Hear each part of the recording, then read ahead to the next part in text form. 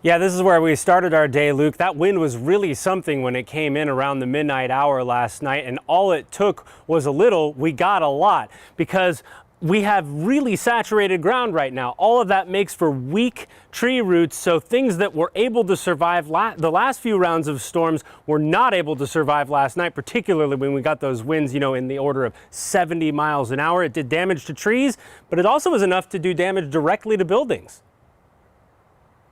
Yeah, it felt like it happened so fast. Yeah. It felt like everything just started happening right after another. The crushing wind woke up Brandon Falcon and his girlfriend. Then the ceiling of their apartment in Arden Arcade started to leak. Right under that spot is the place where Carter, their 8-month-old baby, sleeps. The water was pouring. We'd gotten the crib out of there. That was like the first thing we moved. The storm soaked a bunch of the family's stuff. Workers had to patch the roof, all because of winds way stronger than forecasters predicted. We're just glad that we got out before anybody got hurt. It was really intense. I didn't expect this to happen. Outside of his window, county crews worked to get fallen trees out of the road.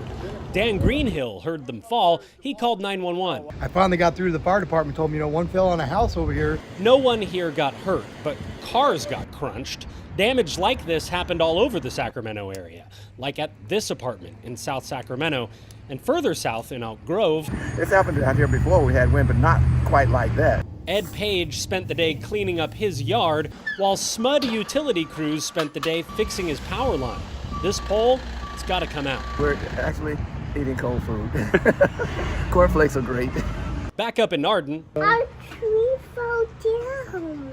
At Little Colson's house, tree number 1 came down just before midnight. While we're looking at the tree out front, I hear another crash out back, and it was this one. With more storms coming, everyone wonders, how much more of this are we in for? You guys know where you're staying tonight? Probably here. We don't really have a choice.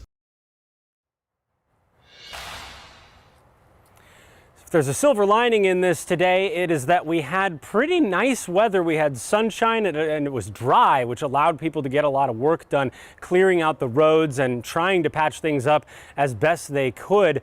But the reality is we have a lot more moisture coming behind this and the chance for some pretty high winds, and that means that trees that were weakened but didn't fall this go round could be at risk of falling in the future. So we're not out of the woods yet, not by a long shot.